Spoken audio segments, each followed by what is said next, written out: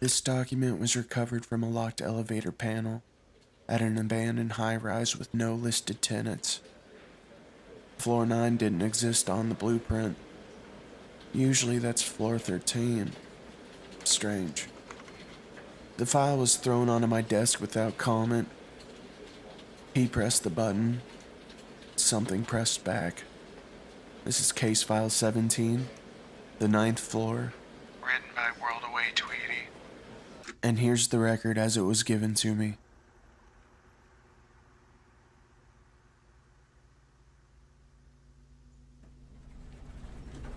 Don't get off until you hit the 9th floor. No exceptions.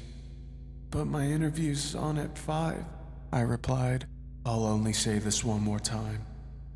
Don't get off until you hit the 9th. No other floor is safe. And it's crazy, but something about the way he said it penetrated my skull. He was serious, and he looked nervous, like he had to fight every instinct in his body to say that to me. The doors closed. Why did he say that to me? As I went to hit the button for the 5th floor, some anxiety came over me. I shook it off and pressed it. The guy was probably just crazy. The elevator went up. I scanned my surroundings. A TV bolted to the top corner of the elevator, playing the Weather Channel. A mirror for the back wall of the elevator. Some cozy lounge-style music playing. Pretty standard stuff. Now arriving at the 5th floor. Weird. I'm not sure if I've ever been in an elevator that announced each floor it was arriving at. I was pretty sure that if I worked in this building, this would get pretty old quickly. The doors opened on 5. In front of me was a reception area with a woman seated at the front desk. She stood up from her seat. Mr. Davis, you're early. That crazy guy's warning from earlier played in my head. We'll be ready for your interview in a few moments. In the meantime, please feel free to take a seat. Thank you, I responded. If I'm, early, maybe I can come back in a few minutes? Nonsense. We'll see if we can speed things up. He's been very excited to meet you. The elevator doors started closing. I held them open. I wasn't sure what to do here, but everything seemed fine enough. Granted, the receptionist did seem a bit eager, but beyond that. From my vantage point, I scanned the office space behind the front desk area. All looked normal. Cubicles, folks clicking away at their computer, a kitchen area. Pretty unremarkable. That is, except for the portrait off in the far end of the office floor.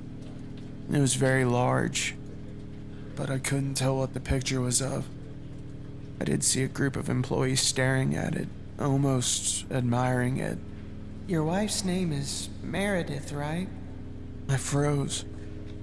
Her question shot a dart right through me. I didn't remember the job application form ever asking my wife's name. You two are thinking of having children, right? If it's a boy, you want to name him Sam? What? Forget that she was right on the money. This is something I'd never spoken about before to anyone, including my wife. Before I could answer, the office workers surrounding the large portrait started singing the happy birthday song loudly, in complete and perfect unison. Someone brought out a birthday cake and presented it to the portrait.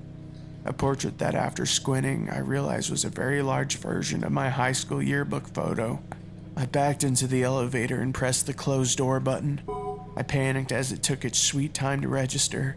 Press, come the fuck on! After what felt like an eternity, the doors started closing. As they closed, I heard the receptionist.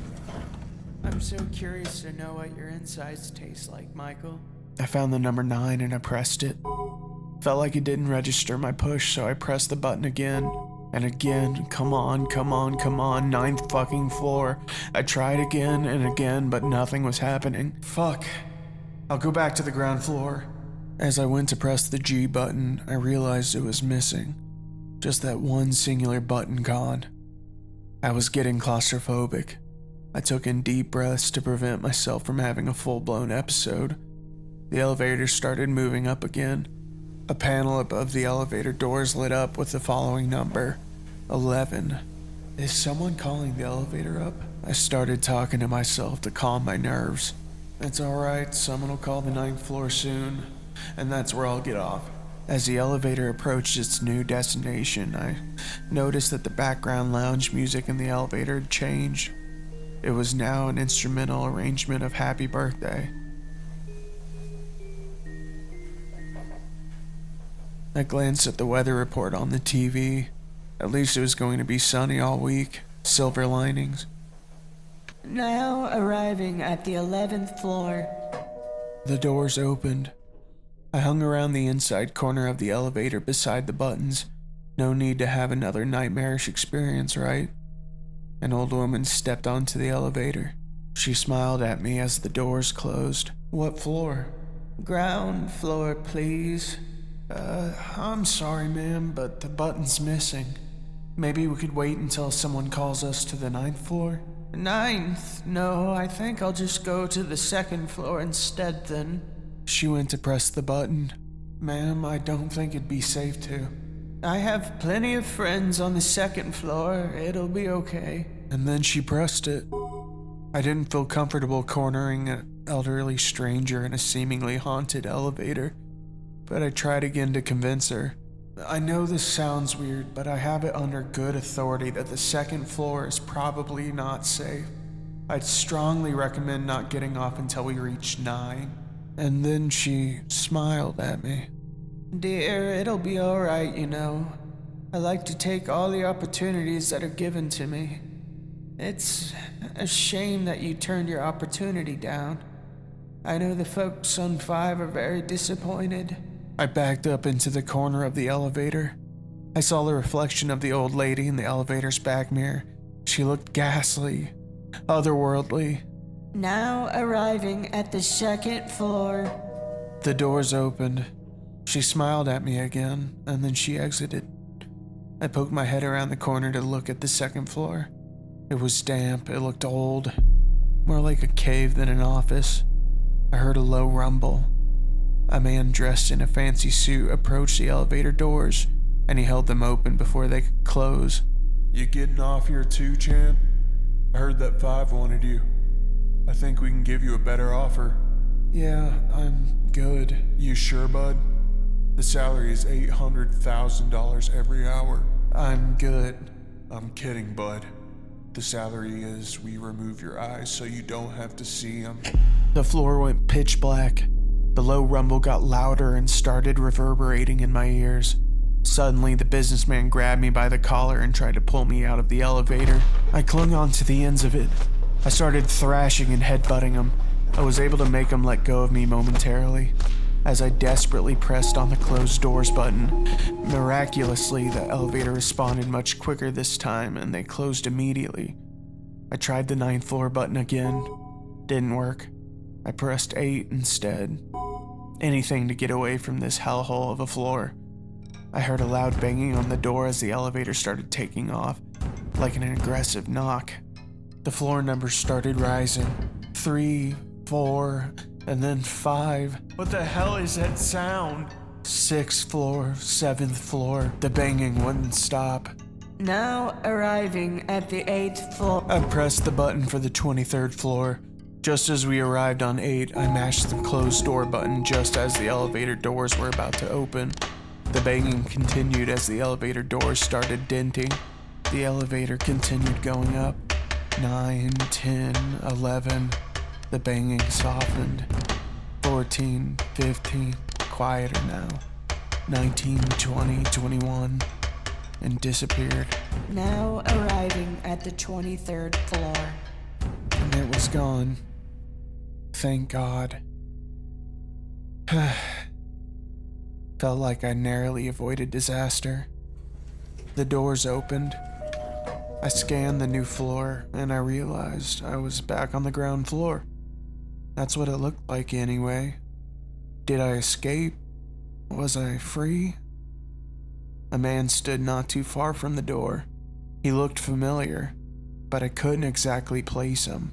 Hey man, he said. Was this the guy who got off the elevator just as I got on?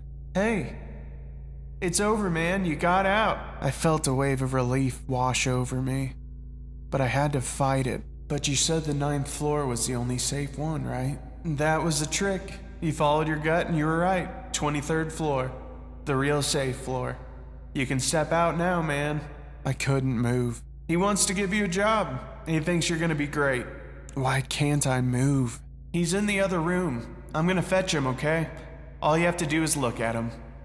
It'll be a bit weird at first, but then it'll all be okay. It's a permanent position. Great benefits, it's fully on-site.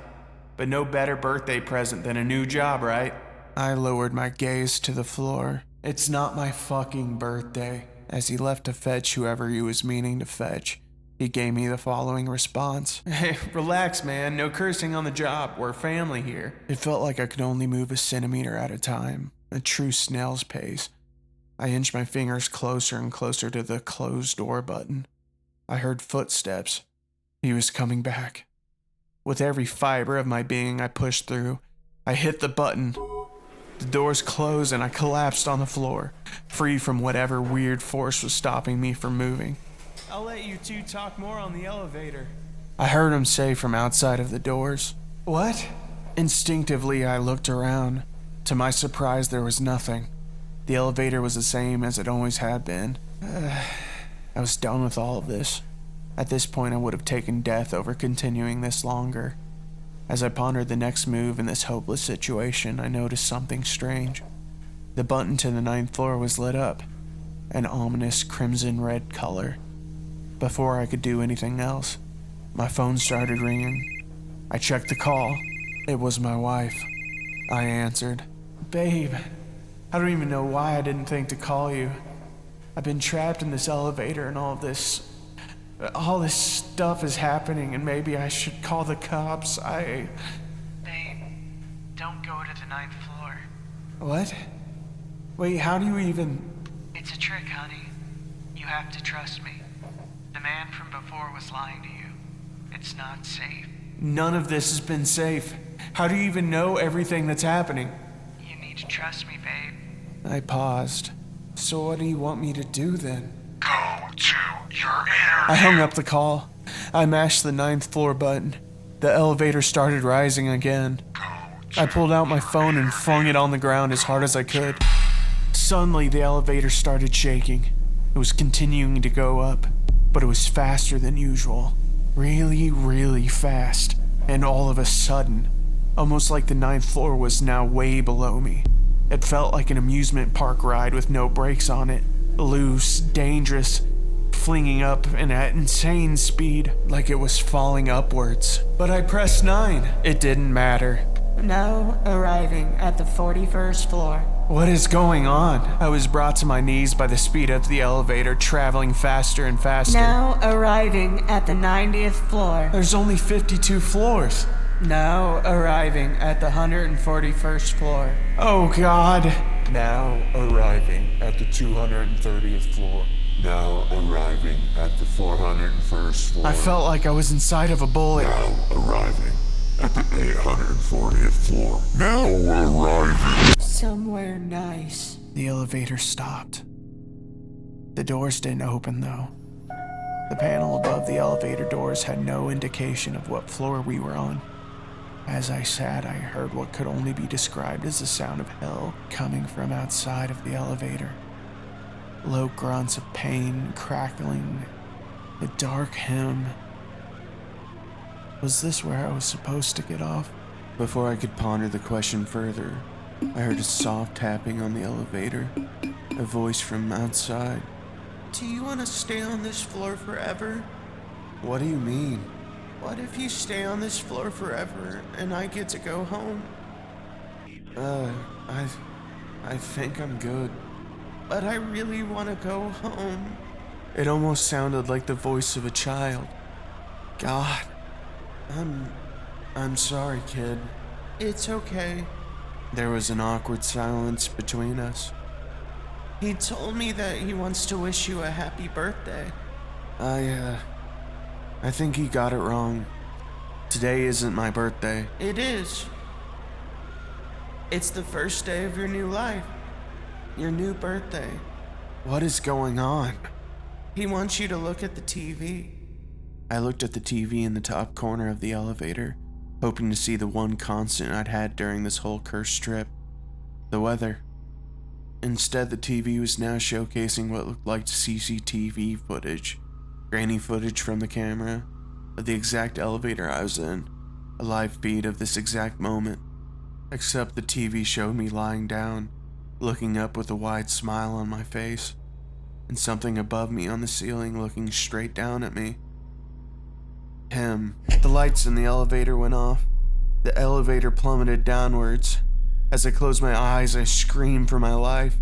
I waited for the impact, for what I knew was my demise. Here it comes. Here it comes. I'm not ready. I'm not ready at all. Now arriving at the 9th floor. Wait, what? The 9th floor? I peeked out from the elevator. Another reception desk. Wait, is this really the... Are you coming out of there? I got to my feet. The feeling of distrust, anxiety, whatever you call it, my fear intuition, it was gone. I felt light. I stepped onto the floor and approached the counter. The receptionist handed me what looked like a button for the elevator. It's for the ground floor. Single use only. I took it and I headed towards the elevator. Then I turned back to face her. Can I maybe take the stairs? She shook her head. If you didn't like the elevator, then you're really not gonna like the stairs. Fair enough. I got into the elevator. I said a silent prayer to myself as I put the button where it belonged. It fit without any issue. I pressed it, and the elevator went down. It was a smooth ride. Now arriving at the ground floor.